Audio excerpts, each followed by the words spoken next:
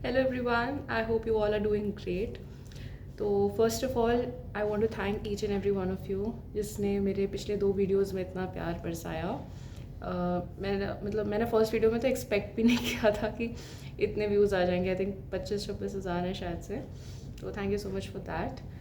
And आज मैं आप लोगों से कनेक्ट करने आई हूँ एक इम्पॉर्टेंट टॉपिक पे, which is whether to take a drop और नॉट। तो जब आप पेपर दे चुके होते हो एंड जब तक रिज़ल्ट नहीं आया होता है, आई थिंक ये दिमाग में इतना ज़्यादा चलता है ना कि मत पूछो। एज समवन जिसका ये फर्स्ट ड्रॉप था, सेकेंड अटैम्प्ट था, मैं आपको अपने एक्सपीरियंसेस थोड़ा सा शेयर कर सकती हूँ which might help you to decide कि आपको लेना चाहिए या नहीं लेना चाहिए। If I talk about the advantages, तो पहली एडवांटेज तो ऑफकोर्स यही है कि अगर आप शिद्दत से पूरे दिल से हार्ड वर्क करते हो तो एक बहुत अच्छा तरीका है कि आप अपने आप को इम्प्रूव कर सकते हो। बिकॉज एक साल एक बहुत लंबा टाइम होता है, एक सफिशेंट अमाउंट ऑफ टाइम होता है कि आप अपने आप को यहाँ से यहाँ पहुँचा सकते हो आराम से।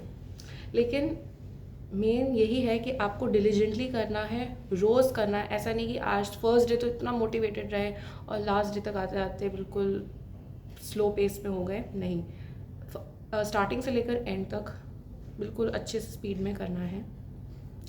लेकिन मैं ये भी ज़रूर कहूँगी कि इसके साथ एक एसोसिएटेड डिसएडवांटेज ये होती है कि एक अनसर्टेनिटी होती है बहुत ज़्यादा। जैसे इस बार भी हुआ कि सब ने यही एक्सपेक्ट किया होगा कि हम इस बार बहुत अच्छे से करेंगे। मैंने भी ये सोचा, बिकॉज मॉक टेस्ट में तो अच्छे स्कोर्स आने लग ही गए थे। लेकिन आपको नहीं पता कि पेपर कैसे आने वाला है। So hope for the best and be prepare for the worst. क्योंकि मेरे से ये गलती हुई, मतलब डिफ़िकल्ट क्वेश्चंस की प्रिपरेशन करी थी पर नहीं पता था मुझे भी कि इतना डिफ़िकल्ट आ जाएगा। बट हाँ, इस बार पता है कि कितना डिफ़िकल्ट एनटीए पेपर दे सकता है। तो 2026 के लिए अकॉर्डिंगली प्रिपेयर किया जा सकता है। तो इस बात का ध्यान में रखना है कि अच्छे से काम करना है। और अब तो बिल्कुल वर्स्ट सिचुएशन के हिसाब से भी प्रैक्टिस करनी पड़ेगी आपको। सेकेंडली आई वुड से कि एक और डिसएडवांटेज इसमें ये होती है कि आपको लगता है कि आपकी लाइफ रुक गई है। बिकॉज आप जब अपने फ्रेंड्स को देखते हो, you see them going to colleges, you see them posting videos, और आपको लगता है कि आपकी लाइफ रुक चुकी है। एंड थर्डली कि एक ह्यूमन टेंडेंसी होती है टू जज अदर्स। एंड आपको ऐसे जजमेंटल लोग मिल सकते हैं आपकी सोसाइटी में, आपके फ्रेंड्स या कोई भी मिल सकता है आपको। तो आपको उन पे ध्यान नहीं देना है। You have to be selfish and think about yourself only and work hard on yourself. ऐसे लोगों के ना अराउंड, मतलब अपने आप को प्रोटेक्ट करने के लिए एक वॉल बना देनी है कि मुझे सुनना ही नहीं है ऐसे नेगेटिव लोगों की बातें।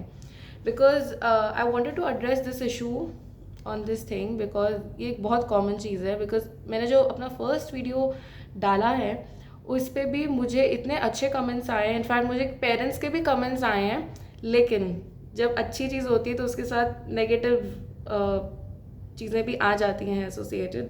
तो एक कमेंट था which I wanted to read, so this is the exact comment which I am reading. Students posting failure videos making poor show of the lack of hard work and lack of potential. Aspirants and parents getting demotivated after watching such videos. There are many talented and hardworking students in India. We are proud of them. तो मैं यही कहना चाहूँगी कि हर चीज़ आप करो उससे आपको सक्सेस मिल पाए, इट्स नॉट नेसेसरी।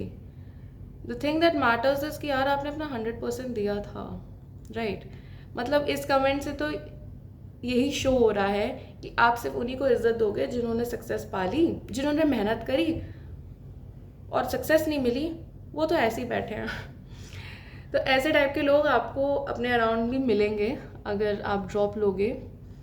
तो ऐसे लोगों पे ध्यान नहीं देना है, क्योंकि ये ही लोग हैं जो आपके अराउंड ना परफॉर्मेंस प्रेशर क्रिएट करते हैं और आपके दिमाग में ये बात फीड कर देते हैं कि आप कुछ नहीं कर रहे हो, कुछ नहीं कर रहे हो। नहीं, अपना 100% दो। अपने अंदर से पूछो, गट फीलिंग पे बिलीव करो कि क्या कर रहे हो आप मेहनत। If the answer is yes, then please don't pay attention to these kind of people, because ऐसे मिल जाएंगे आपको।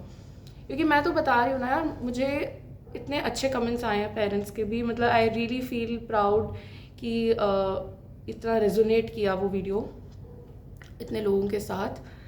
तो thank you so much for that. And मैं यही कहना चाहूँगी कि जो भी करो ना, प्लीज़ रिग्रेट मत रखना।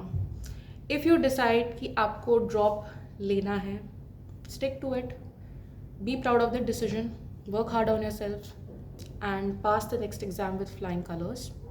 इफ़ यू डिसाइड कि नहीं, मेरे से और नहीं हो पाएगा, मुझे ड्रॉप नहीं लेना है, मुझे कुछ और फील्ड लेनी है, stick to that decision, be proud of yourself. अब ऐसा नहीं होना चाहिए कि आप फ्यूचर में सोच रहे हो कि काश मैंने वो कर लिया होता, वो कर लिया होता। नहीं, ऐसा डिसीजन लेना कि आपको फ्यूचर में फिर सेकंड थॉट्स बिल्कुल भी ना आए, आपको लगे कि हाँ नहीं, मैंने जो डिसीजन लिया था वो सही लिया था। बिकॉज मैं अगर आपको अपना पर्सनल एक्सपीरियंस बताऊँ तो मेरे पास मेरे पेरेंट्स के पास ऑप्शन था कि वो मुझे एक प्राइवेट मेडिकल कॉलेज दिलवा सकते थे, बट आई न्यू इट, क्योंकि मेरा भी एक सिबलिंग है, तो इवन तो वो अभी के लिए अफोर्ड हो पाता, बट फिर भी एक मेजर चंक ऑफ सेविंग्स निकल जाता है। मतलब प्राइवेट मेडिकल कॉलेज से मेडिकल करना is not an easy task, a lot of funds are required. तो मेरा यही रीज़न था कि मैंने ट्राई किया कि एक बार मैं जीएमसी निकालने का एक ट्राई तो करूँ, सो दैट मुझे फ्यूचर में ये मलाल ना रहे कि मैंने तो कोशिश भी नहीं करी। बिकॉज मुझे पता था कि मेरे फर्स्ट अटैम्प्ट में मेरे से क्या गलती हुई। आई न्यू कि मेरी क्वेश्चन प्रैक्टिस जो थी उसमें थोड़ी सी कमी रह गई थी। बोर्ड्स के साथ सब कुछ हैंडल करना, it's not an easy task. तो मुझे पता था मुझे अपने क्वेश्चन प्रैक्टिस पे फोकस करना है, and I had started improving also. मतलब आई हैड इम्प्रूव ट्रेमेंडसली। अगर मैं अपने मॉक टेस्ट का बोलूँ तो मेरे तो बहुत ज़्यादा इम्प्रूवमेंट हुआ था। तो मुझे तो बिल्कुल भी रिग्रेट नहीं है कि मैंने ड्रॉप लिया था। मेरा मेन मोटिव यही था कि मुझे फ्यूचर में रिग्रेट नहीं रहना चाहिए कि मैंने अपना 100% नहीं दिया। उसके बाद फिर जो भी होता है देखा जाएगा, लेकिन रिग्रेट नहीं रहना चाहिए। तो I suggest all of you also कि ऐसा सोच के डिसीजन लो कि आपको रिग्रेट ना रहे। देखो, कोई भी चीज़ ख़राब नहीं होती। आप ड्रॉप ले रहे हो, that is also very good thing. आप डिसाइड करते हो नहीं ड्रॉप लेना है, मुझे पार्शियल ड्रॉप लेना है, मुझे किसी और चीज़ के साथ करना है, सो दैट मेरे पास एक बैकअप प्लान भी रहे, that is also very good decision. अगर आपको लगता है कि नहीं, मुझे फुल ड्रॉप नहीं लेना है, ना पार्शियल ड्रॉप लेना है, मुझे तो I want to leave this rat race, that is also good decision.